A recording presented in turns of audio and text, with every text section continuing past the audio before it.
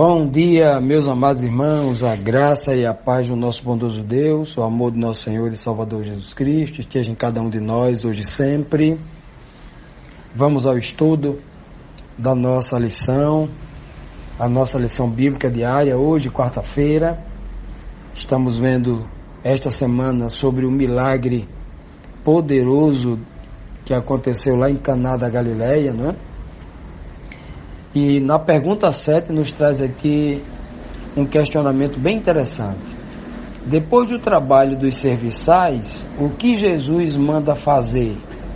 Por que levar ao mestre-sala e não diretamente ao noivo? Por que levar aquele vinho, aquela água que foi transformada em vinho, para o mestre-sala e não diretamente para o noivo, o dono da festa, né? João capítulo 2, versículo 8 diz assim: Então lhes disse, tirai agora e levai ao mestre-sala, e eles o fizeram. Por quê, né?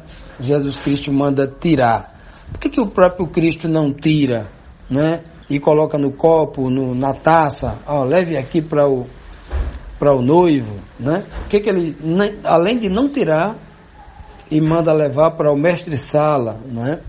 Aquele que vai provar primeiramente o vinho, o mordomo ali, e vai ordenar que se sirva o vinho, né? Por que tudo isso? É porque está escrito assim, com todos esses detalhes, né?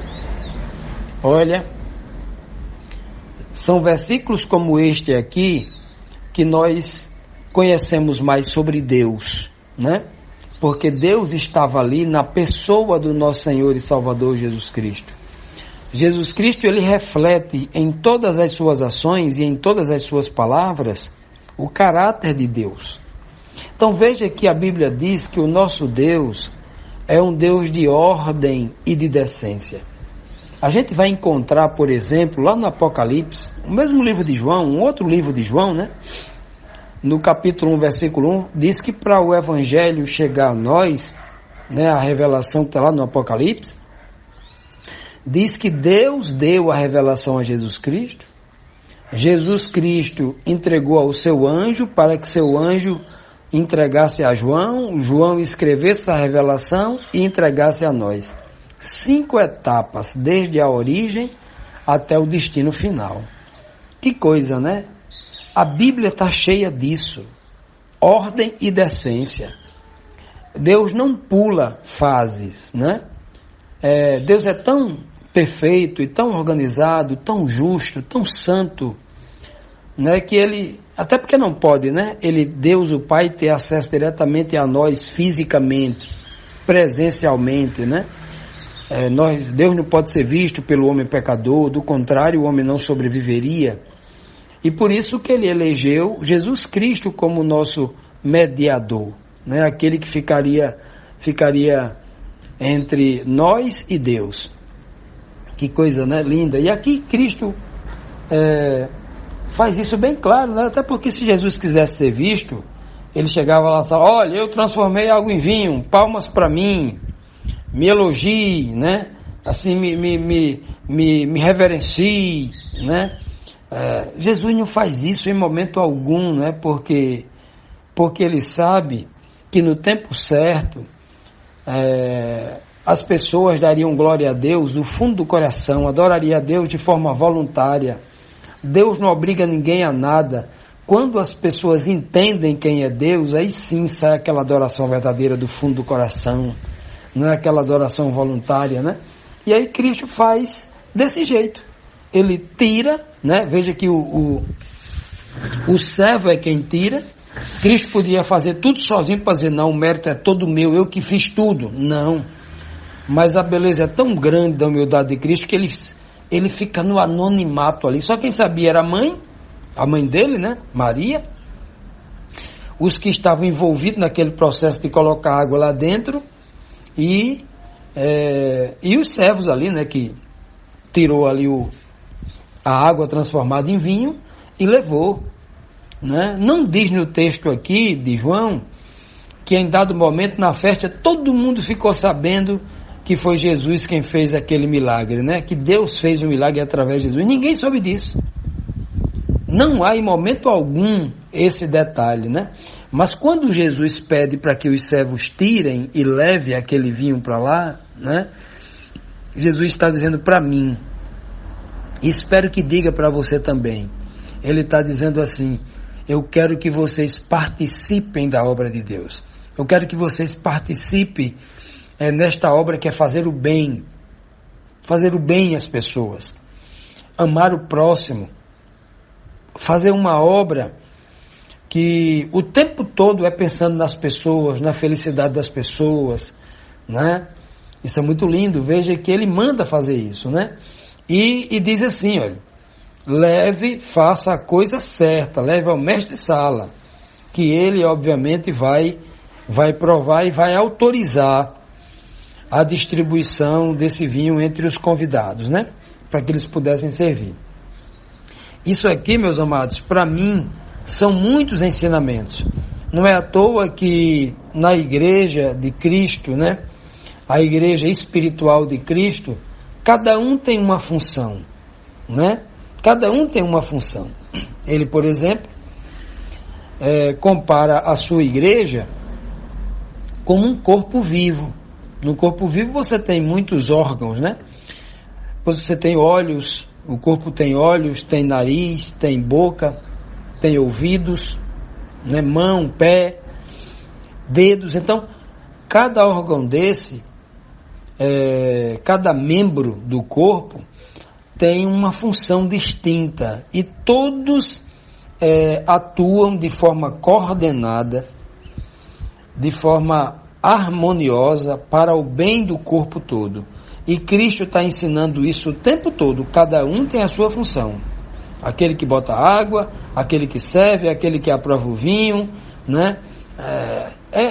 Aquele que distribui o vinho, que serve, né, os convidados. Então, cada um tem uma obra perfeita, né? E aqui nesta festa de casamento traz um pouco, né, um pouco dessa verdade que está escrito em toda a palavra de Deus. Continuando, amados, agora na pergunta 8, que fez então o mestre-sala diante da boa e grande surpresa, né? Porque o vinho tinha acabado, todo mundo estava preocupado, e agora? Fazer o quê, né? Então, no capítulo 2, versículo 9, está a resposta. E o encarregado da festa, que era o mestre-sala, né? Provou a água que fora transformada em vinho, sem saber de onde este vinho viera. Embora ele soubesse, né? Embora o soubesse os serviçais que haviam tirado da água. Então ele chamou o noivo. Eu acho muito linda essa parte aqui, porque o próprio mestre-sala, que era o mordomo, não sabia do que tinha acontecido. Só quem sabia eram os servos que haviam estado com Jesus, que Jesus tinha mandado para eles colocar água nas talhas de pedra, né? Eles sabiam, mas o mestre-sala não. Estava lá no meio ali da festa, do casamento, entretendo ali os convidados, dando atenção ao noivo, os familiares, né? Naquela festa. E ele não sabia, né? Diz que quando ele provou, não sabia de nada, né? E imediatamente, quando ele provou, ele chamou o noivo. Que descoberta. Provar, com certeza, nos versos seguintes, a gente vai estudar sobre a reação dele diante deste fato, né? Mas aqui, nós queremos nos deter em 2 pontos. Ele foi pego de surpresa. O texto está dizendo que ele não sabia. Ele não sabia de onde veio aquele vinho. E nós sabemos por que ele foi pego de surpresa. Porque quando ele provou o vinho, ele nunca provou algo tão gostoso, tão delicioso, tão nobre, algo tão especial. E aí o que ele faz imediatamente? Que não era comum ele fazer isso. O que ele tem que fazer quando prova o vinho é pedir para que os servos que ali estão sirvam para todos os presentes, né? Mas ele não faz isso, ele chama o noivo. Ele está tão surpreso que ele chama o noivo. E eu fico pensando assim, quantas vezes eu estudei a palavra de Deus e não compreendia tudo, não compreendia quase nada, mesmo sendo alguém já experimentado, com 2 décadas numa igreja, sendo líder, né, sendo ancião de igreja, lia, não compreendia, e eu compreendia poucas coisas, né? Como era difícil. E quando eu comecei a ler a Bíblia por mim mesmo, com espírito de oração, com muita humildade, né, me derramando aos pés do Senhor, entendendo que só Ele pode abrir a porta do entendimento, somente através do seu Santo Espírito é possível compreender as profundidades que há na sua palavra. Quando eu entendi isso, aí o Senhor começou a me revelar, como revela qualquer um de nós, como revela você que está me ouvindo agora. E quando a gente compreende aquela palavra, é tão especial aquilo que a primeira coisa que a gente faz é chamar o nome de Jesus. Oh, meu Jesus, muito obrigado. O mestre, né? Ele não era chamado de mestre à toa. Deus nos ensina toda a verdade através de Cristo, o nosso mestre, é o nosso mestre, né? Que nos ensina tudo. E a gente fica tão feliz quando a gente descobre uma verdade profunda, que o primeiro nome que a gente chama é Jesus Cristo, né? É o noivo. O noivo, Cristo é o verdadeiro noivo. É Ele que vai casar com a igreja, a noiva pura, a noiva, a sua santa igreja pura, imaculada, né? Que vai casar com Cristo no fim de tudo. Aqui, ó, o mestre-sala deve chamar o noivo. Quem, por exemplo, representaria o mestre-sala na igreja de Deus hoje?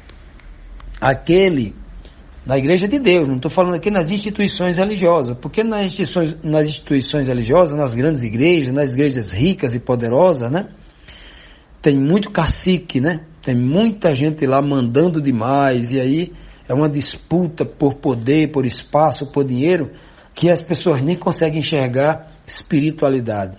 Há muita religiosidade, zero espiritualidade. Estou falando da igreja de Deus verdadeira, né? Então, quem simbolizaria esse mestre-sala? Seria aquele que dá a vida pela igreja, aquele que trabalha, aquele que assume as responsabilidades. Alguns podem até chamar de pastor. É um título que Cristo deu com muita honra aos que merecem essa honra, né?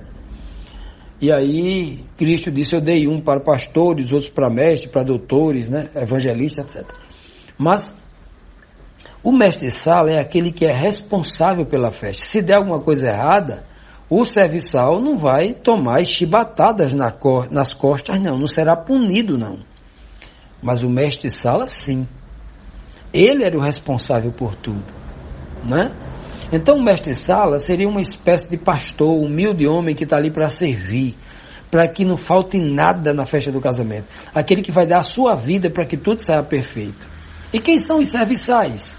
Que tem uma importância tão grande a quem vê os milagres ali, diante dos próprios olhos, aqueles que encheram as talhas, aqueles que viram a água se transformar em vinho, né? Pois bem, são os membros da igreja que trabalham esforçadamente pela causa do Senhor.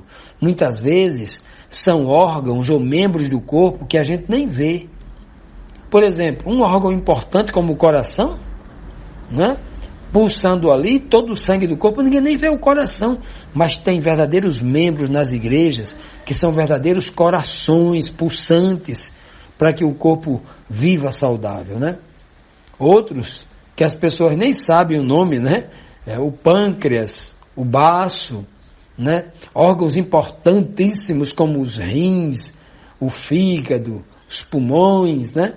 São órgãos que ninguém vê, está lá escondido ali, trabalhando nos bastidores, para que o corpo seja edificado. Não é lindo isso? É maravilhoso? E aqui a gente vê aqui a menção, ó. O mestre-sala aquele que assume toda a responsabilidade, aquele que coloca a sua cabeça em risco, né? E confiando nos seus parceiros, os outros servos, né? Os garçons, entre aspas, que estão ali para servir, eles juntos formam a igreja de Cristo. E Cristo, lá nos bastidores, dando a glória para eles ali, né? Porque, coitado do noivo, o noivo nem sabia que tinha comprado esse vinho, que ele não comprou, né? Foi uma dádiva de Deus. Coitado, né? Nem sabia dessa coisa toda ali. Que maravilha, né? E Jesus lá oculto, é do jeito que ele fez lá é hoje. Jesus está lá nos céus, a gente não consegue ver a sua figura fisicamente, né? E aqui na terra, ele se manifesta em nós, verdadeiros servos, pessoas pequenas, indignas. A gente não está na posição do noivo, a gente não está na posição dos convidados especiais, dos padrinhos, né? Das damas. Não está, a gente está na condição de servo, ou o mestre-sala, ou na condição daqueles que servem, que vão encher as talhas de água, encher o povo da palavra de Deus. Que coisa linda, né? Quem aparece é a gente, e Cristo continua lá oculto, né? Escondido, refletindo a sua glória através de nós. Como não amar, não é? As pessoas do nosso Senhor e Salvador Jesus Cristo e nosso Deus? Quanto mais nós nos sacrificamos para fazer o bem às pessoas, e com isso dando glória a Ele e ao Seu Filho, mais honra eles nos devolvem, né? Nos dá essa honra. Deus é maravilhoso demais. Toda honra e toda glória seja dada a Ele, através do nosso Senhor e Salvador Jesus Cristo.